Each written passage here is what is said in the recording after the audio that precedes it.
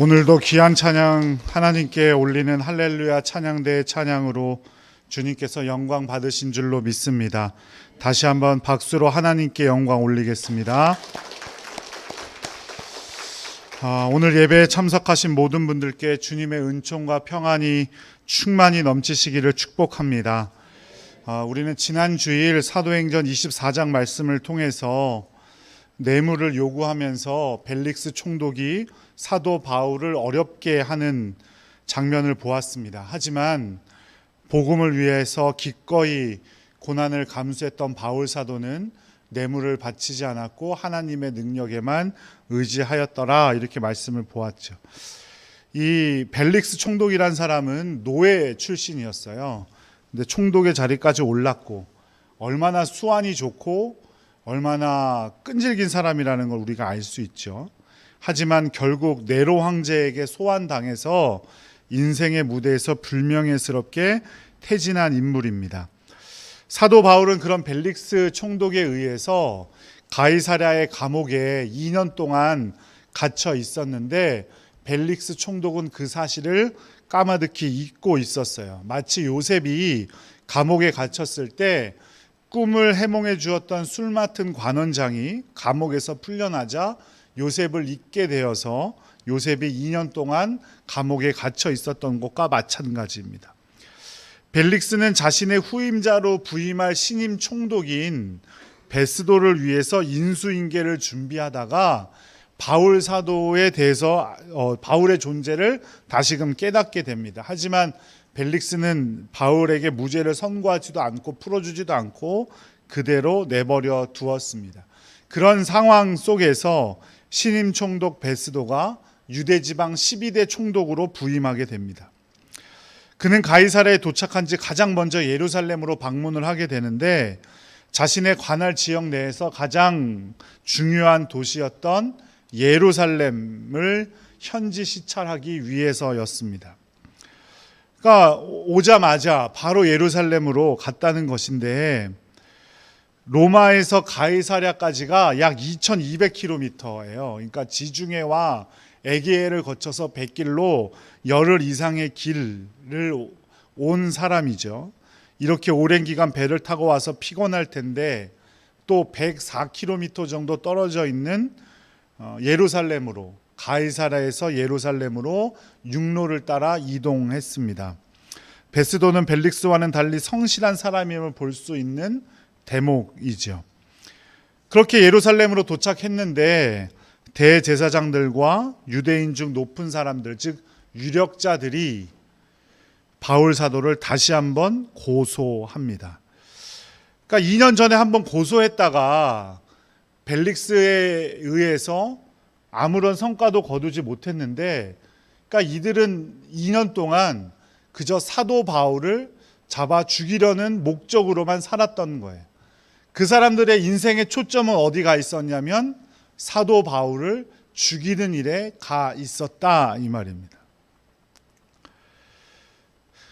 그리고 당장 가이사랴에 잡혀있던 사도 바울을 예루살렘으로 데리고 와서 재판해 달라고 베스도에게 요청합니다. 그 이유가 아주 끔찍한데요.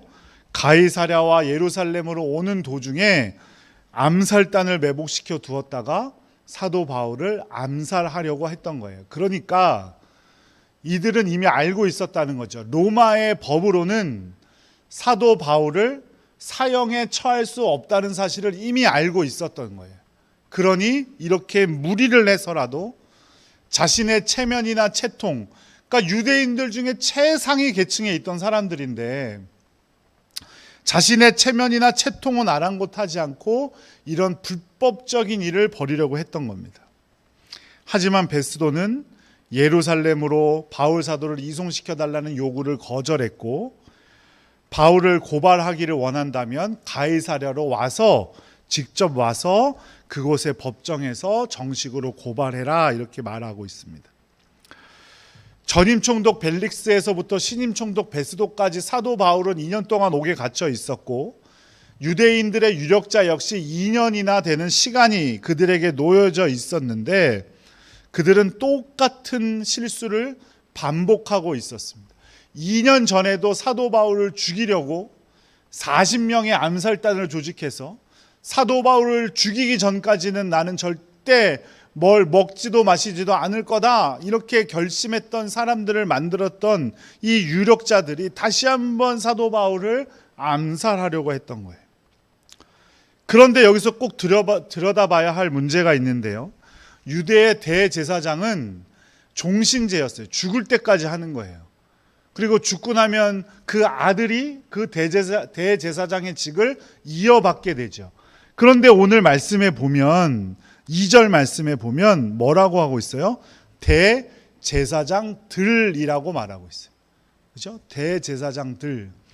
아니, 대제사장은 한 명밖에 없는 건데 왜 들이라고 했을까요?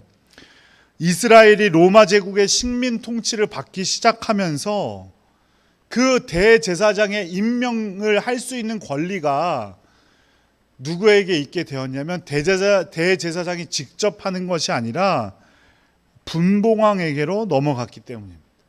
그리고 로마 총독이 승인을 해야 대제사장이 될 수가 있었어요. 그렇기 때문에 분봉왕들과 로마 총독이 대제사장을 마음대로 바꾸기도 했습니다. 사도행전 23장, 24장에는 대제사장이 이름이 아나니아라고 말하고 있는데 24장과 25장에는 2년의 간극이 있는데 2년이 지난 대제사장의 이름은 이스마엘이었습니다. 그러니까 아나니아가 살아있는 상태에서 이스마엘이 대제사장이 된 거예요. 그러니까 대제사장의 복수형인 대제사장들이라고 표현했던 겁니다. 그렇다면 이들은 누구를 더 중요하게 생각했을까요? 자기의 대제사장직, 이 막강한 권력, 권리, 이 명예를 지키기 위해서 이들은 누구에게 더 초점을 맞췄을까요? 분봉왕이나 로마의 총독들에게 더 초점을 맞추고 살았던 거예요. 그런 상태에서 제사를 지내니 그들의 삶에 변화가 없었던 겁니다. 하나님을 초점으로 두고 하나님께 드려야 할 제사를 하나님은 안중에도 없이 그저 로마의 높은 사람들에게만 초점을 맞추고 살았던 사람들의 제사가 그들의 삶을 바꾸지 못했다는 겁니다. 만일 일주일에 한 번만 제사를 지냈다고 해도 2년이면 100번이에요. 대제사장들이 직접 집례를 하는 제사가 100번이 넘었을 텐데도 불구하고 그들은 하나의 변함도 없이 2년 전과 마찬가지로 사도 바울을 고발했고 암살하려고 하고 있습니다. 이들의 초점이, 삶의 초점이 하나님께 맞춰 있지 못했기 때문입니다. 그들의 삶이 가장 높은 최상층의 종교 지도자라고 하는 사람들의 제사가 아무런 삶의 변화도 가져오지 못했다는 거죠.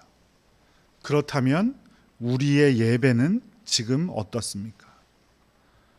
참된 예배는 신앙생활의 핵심입니다.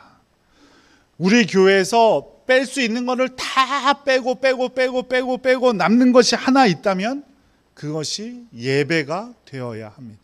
그것이 교회입니다. 예배가 살아야 삶이 변화가 되고 그 힘으로 그리스도인은 세상에서 일주일간을 살아낼 힘을 얻을 수 있습니다. 앞서 보았듯이 무의미적이고 형식적인 습관적인 종교 행위를 하고 있었던 그 대제사장들, 유대의 유력자들, 그들은 그 제사를 통해서 어떤 삶도 바꿔놓지 못하고 있었다는 사실을 우리는 꼭 기억해야 합니다. 살아있는 예배가 사람을 살린다면 무의미하고 습관적인 종교 행위는 사람을 죽이는 겁니다. 그 당시 제사 드릴 때를 생각해 보세요. 제물을 가지고 나와서 자신이 직접 그 제물을, 동물을 잡아서 가죽을 벗겨내고 각을 뜨고 대장과 모든 장기들은 물로 씻어 따로 분리를 합니다. 그렇다면 온몸엔 피가 묻게 되겠죠. 또 가죽을 벗기고 각을 뜰 때 그 피의 비린내가 진동을 했을 겁니다. 그리고 내장과 다리를 잘라낼 때 그 악취는 말로 할 수가 없었겠죠. 그럼에도 불구하고 제사를 드리려고 하는 사람은 그 온갖 악취와 냄새와 피 튀김을 견뎌내야 했습니다. 그렇게 드릴 수 있는 것이 바로 우리의 예배가 되어야 한다는 겁니다. 물론 구약시대의 제사와 지금의 예배는 전혀 다른 겁니다. 우리는 제사를 드리는 게 아니에요. 우리는 예배를 드리는 거죠. 그럼에도 제사가 가지고 있는 정신은 이어받아야만 합니다. 우리는 예배의 구경꾼이 되어서는 안 됩니다. 그저 목사님 설교나 듣고 일종의 문화생활 하듯이 성가대의 찬양을 듣고 그래서는 안 된다는 거죠. 그저 모든 예배의 순서는 목사에게 맡기고 뒷짐을 지고 구경이나 하는 것 안 된다는 겁니다. 제사를 지내는 사람이 제물을 잡기 위해 피를 뒤집어 써야 되고 비린내와 그 역겨운 악취를 감당해야만 했듯이 우리가 진정한 예배자가 되기 위해선 어떠한 손해도 감수해야 한다는 겁니다. 우리의 모습이, 우리의 외형이 화려해지진 않을지라도 하나님께 초점을 맞추고 살아가는 삶이 바로 참된 예배를 드리는 삶이라는 사실을 꼭 기억하시기 바라요. 갖은 아픔과 고통이 있더라도 오늘이 이 예배 때문에 내가 엄청난 손해를 손해를 본다고 할지라도 그것을 감당할 준비가 되어 있어야만 하는 것입니다.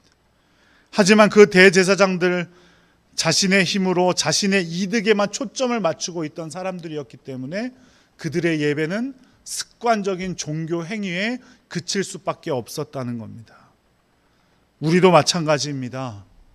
그저 좋은 것만 따먹고 그저 편한 자리에서 예배만 드리고자 한다면 그것은 습관적 종교 행위에 그쳐버릴 가능성이 큽니다. 오직 하나님께 초점을 맞추고 우리의 손해도 감수하고 하나님께 진정한 예배를 드릴 수 있는 복된 성도님들이 되시기를 간절히 축복합니다. 가이사랴로 베스도는 다시 돌아오게 됩니다. 그리고 바울을 만나서 바울이 황제에게 상소하기로 결정했다는 소식을 듣게 되죠. 바울이 황제의 법정에서 재판을 받기로 결정했기 때문에 베스도가 해야 할 일은 황제의 법정에 보고할 보고서 혹은 사유서를 제출해야만 했습니다. 그 보고서와 사유서를 제출하기 위해서 베스도 총독은 청문회를 개최하게 되는데요. 그 이야기가 13절 이하에 쭉 나옵니다. 베스도는 갈릴리와 베레아 지방의 분봉왕이었던 헤롯 아그리파 2세와 왕비 버니게가 찾아오자 그들과 함께 청문회에 참여해달라고 부탁합니다. 성경에는 많은 헤롯 왕들이 나옵니다. 제일 처음 나오는 헤롯은 헤롯 대왕, 그러니까 예수님이 태어났을 때 헤롯 왕이죠. 이 사람이 2살 이하의 남자아이들을 모두 죽여버린 끔찍한 일을 저지른 헤롯 대왕입니다. 근데 헤롯 대왕이 죽게 되었을 때 여전히 로마의 식민지였는데 로마의 황제는 그 헤롯의 아들들을 통해서 그 팔레스타인 주변 지역을 다스릴 수 있도록 했습니다. 그래서 내 아들이 한 지역씩을 나눠 맡게 되지요. 오늘 우리가 함께 보는 가이사랴와 예루살렘이 들어있던 그 유대 사마리아 지역을 다스렸던 분봉왕은 바로 헤롯 아켈레오라는 아들이었습니다. 이렇게 로마 황제를 대신해 그 지역의 왕으로 세워진 사람들을 분봉왕이라고 하는 겁니다. 그런데 그 아들 중에 헤롯 아켈레오가 유대 사마리아 지역을 담당하고 있었는데 너무 이 사람이 못된 왕이다 보니까 백성들이 폭동을 저지릅니다. 그리고 그때 헤롯 아켈레오가 유대인 3,000명을 죽여버리게 됩니다. 이 일 때문에 로마 황제가 헤롯 아켈레오를 다시 로마로 불러들이고 유대와 예루살렘 지역 우리가 오늘 함께 본 그 지역은 분봉왕을 세울 것이 아니라 자신의 신하 중에서 파견해서 직접 다스리기로 결정한 거예요. 그게 바로 로마의 총독입니다. 로마의 총독으로 유명한 사람은 누가 있습니까? 사도신경으로 우리가 맨날 말하는 사람, 본디오 빌라도, 그리고 23장 24장의 총독이었던 벨릭스, 그리고 25장에 새로 총독으로 임명된 베스도 같은 사람들이 총독이죠. 오늘 본문에 나오는 아그리빠 왕은 헤롯 대왕, 즉 예수님이 태어날 때의 헤롯 왕의 증손자예요. 사도행전 12장에 보면 야고보를 죽이고 베드로를 옥에 가두고 결국 벌레에 먹혀 죽게 되는 헤롯 왕이 또 나오는데, 그 사람은 헤롯 아그리빠 1세, 헤롯 아그리빠 2세, 오늘 보는 아그리빠 왕의 아버지가 되는 사람입니다. 그러니까 헤롯 아그리빠 2세가 갈릴리 지역, 유대의 북쪽 지역을 다스리던 분봉왕이었는데, 새롭게 유대 사마리아 지역에 총독으로 베스도가 부임했다는 소리를 듣고 인사 겸 가이사랴로 찾아왔다가 바울의 청문회에 참석하게 됩니다. 아그리빠 왕과 왕비 버니게, 로마 총독 베스도, 또 로마 베스도의 그 신하였던 천부장들, 가이사랴의 시의회 의원들 모두 참석한 가운데 청문회가 열리기 시작했습니다. 이 청문회에서 바울이 발언한 내용은 26장에 기록되어져 있어서 다음 주에 보게 될 거고요. 오늘 우리가 초점을 맞추고자 하는 건 말씀 첫 번째에도 말씀드렸듯이 하나님께 초점을 맞춘 사람은 어떤 삶을 살아가느냐 하잖아요. 23절 말씀을 함께 읽어보도록 하겠습니다. 25장 23절. 이튿날 아그리빠와 버니게가 크게 위엄을 갖추고 와서 천부장들과 시중에 높은 사람들과 함께 접견 장소에 들어오고 베스도의 명으로 바울을 데려오니. 아멘. 크게 위엄을 갖추고 왔다, 이렇게 말하고 있습니다. 위엄이라는 단어는 과시, 허식이라는 의미가 담겨져 있어요. 아마도 아그리빠 왕은 자신을 과시하기 위해서 분봉 왕이 있는 자주색, 왕을 상징하는 자주색 옷감으로 만든 옷을 입었을 테고, 머리에는 금 왕관을 썼을 겁니다. 그 대신 신하들도 화려한 관복을 착용했겠죠. 그들을 맞이한 총독 베스도 역시 로마 제국의 총독임을 알리는 주홍색 예복을 입었을 겁니다. 그리고 가이사랴에는 로마군 5개 사단이 주둔하고 있었는데, 그 사단의 최고의 우두머리였던 천부장들은 번쩍이는 로마의 갑옷을 입었겠죠. 한마디로 말해서 그날의 천문회장은 저마다 화려한 예복을 입고 자기를 과시하는 자기 과시의 장이었습니다. 그에 반해서 그 한가운데 선 사도 바울의 모습을 상상해 봅시다. 2년 동안 감옥에 갇혀있던 바울의 옷차림은 아무리 잘 갈아입었다고 할지라도 그곳에 모인 사람들의 아름다운 예복에 비하면 누더기 같을 것이었어요. 또 그의 얼굴은 얼마나 초췌했겠습니까? 머리나 수염인들 제대로 관리가 되었겠습니까? 더욱이 전승에 의하면 바울은 키가 작고 대머리였고 눈썹은 일자고 코는 메부리코에 다리는 안짱다리였다고 기록하고 있습니다. 볼품이 없었다는 이야기겠죠. 그 보잘것없는 몰골은 저마다 화려한 예복을 입고 있던 자신을 과시하던 사람들과 비교한다면 아마도 거지와 같았다고 말해도 과언은 아니었을 겁니다.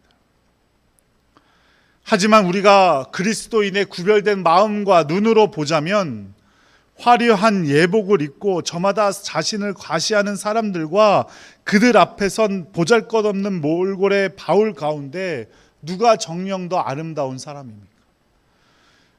누구에게서 더 짙은 그리스도의 향기가 배어나오고 있었겠습니까? 어떤 사람들이 하나님께만 초점을 맞추고 살아가는 사람들입니까?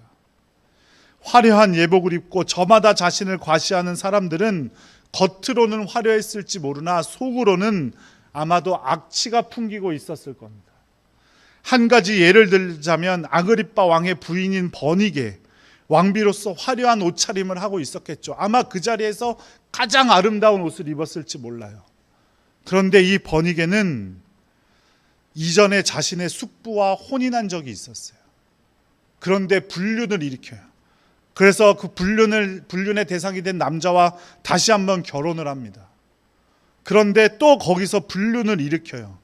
그래서 아그리빠 왕과 다시금 결혼을 하게 됩니다.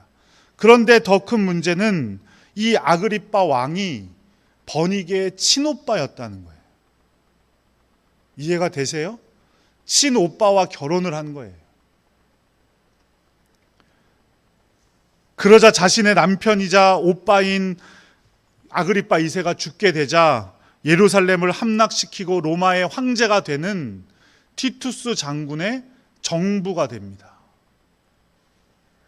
겉으로는 화려한 왕비였을진 모르지만 속으로는 불의한 욕망과 자신을 뽐내려는 썩어가는 마음으로 가득했던 여인이 바로 버니게였던 거예요. 바울은 자신의 초점을 하나님께 맞추고 복음을 위해서 기꺼이 가장 낮은 자리만을 찾아다녔던 사람입니다. 생명의 법칙을 충실했던 사람이에요. 생명을 전하기 위해서 자신의 모습쯤은 아무렇지 않게 여겼던 사람이 사도 바울입니다. 많이도 말씀드렸지만 당시 최고의 석학이라고 했던 가말리엘의 제자였고 많은 돈을 주고 살 수밖에 없는 로마 시민권을 가진 사람이었고 바리새인 중에 바리새인이었고 자기가 뜻하고자만 했다면 부자로 풍성한 가운데 이 세상을 살 수 있었던 사람이 바로 바울 사도였습니다. 그런 사람이 하나님께 초점을 맞추자 그 모든 것들을 배설물처럼 여기고 하나님을 쫓아다녔습니다. 진짜 생명이 어디에 있는지 쫓아다녔다는 거예요. 자신의 기득권을 위해 살지 않았습니다.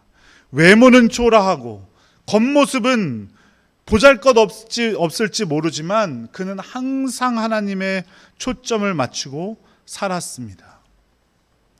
그 결과 어떻게 됩니까? 하나님의 뜻, 즉 로마에까지 가서 복음을 전하라는 하나님의 뜻을 이룰 수 있게 되었습니다.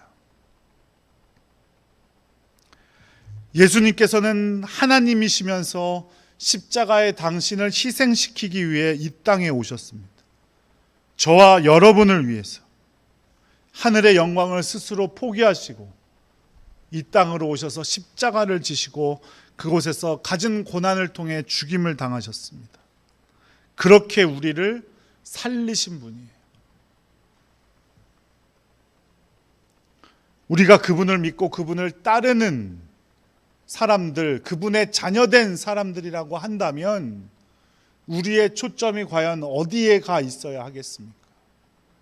외형적으로 출세하는 것, 외형적으로 멋진 옷을 입을 수 있는 물질적인 풍요로움을 갖는 것, 높은 권세를 가지게 되는 것, 그런 것들보다 하나님께 초점을 맞추고 살아가는 여러분들이 되시기를 간절히 축복합니다. 사도 바울은 이제 로마로 가게 됩니다. 로마 황제에게 상소했기 때문에 로마의 황제에게 상소하였기 때문에 황제가 있던 로마로 가게 되겠죠. 그런데 아까 처음에 보았듯이 사도 바울을 죽이려고 했던 많은 사람들이 있었어요. 암살단들이 도사리고 있었어요. 그러니까 가장 안전하게 로마로 갈 수 있는 방법은 로마 제국의 군인들의 보호 속에서 가게 되는 겁니다. 가이사라에서 로마까지 100길로 열흘이 넘는다고 말씀드렸어요.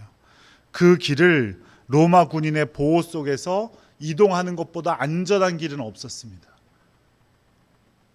자신의 모든 것을 버리고 하나님을 쫓아 살았던 사람 바울에게 하나님께서 그런 은총까지 베풀어 주셨습니다.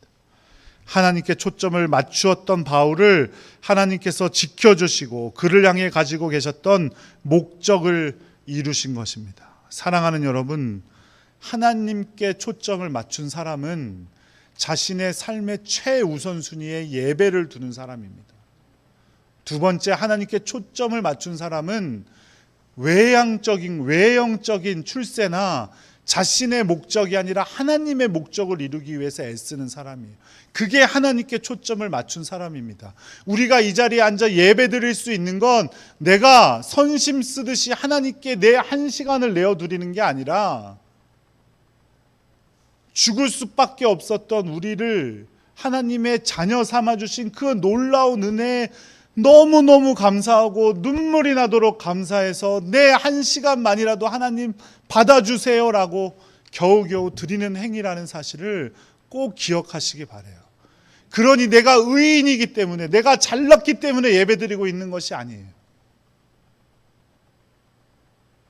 그런데 여러분들은 이 예배를 어떠한 마음으로 참석하셨고 어떠한 마음으로 참석하고 계십니까? 그리스도인의 가장 마땅한 바는 참된 예배입니다. 그리고 일상 속에서 세상의 화려함보다 하나님께 초점을 맞추고 살아가는 여러분들이 되시기를 간절히 바랍니다. 내 목적, 내가 잘 되는 것보다 하나님께 영광 돌리는 일이 우선이 되고 하나님의 목적이 삶의 우선이 되는 여러분들 되시기를 간절히 바라요. 우리의 초점은 어디에 가 있습니까? 지난 한 주간 여러분들의 삶을 돌아보시길 바랍니다. 지난 한 주간 무엇에 대한 말을 제일 많이 하셨나요? 어떤 말을 제일 많이 하셨어요? 자동차, 집, 혹은 자녀들이 잘 되는 거? 그리고 지난 한 주간 무엇을 가장 많이 보셨습니까? 어떤 것들이 눈에 제일 많이 들어오시던가요? 제가 전에도 한번 말씀드렸죠. 제가 저희 큰애를 낳고 처음 유모차를 사야 되니까 유모차가 어떤 게 좋은 게 있을까 검색도 하고 어디를 가나 무엇만 보여요? 유모차만 보여요. 결국엔 나중에는 어떻게 되냐면 모든 유모차의 브랜드를 다 외우게 됩니다. 제품 번호까지, 최저가로 살 수 있는 그 인터넷 쇼핑몰까지 다 외우게 돼요.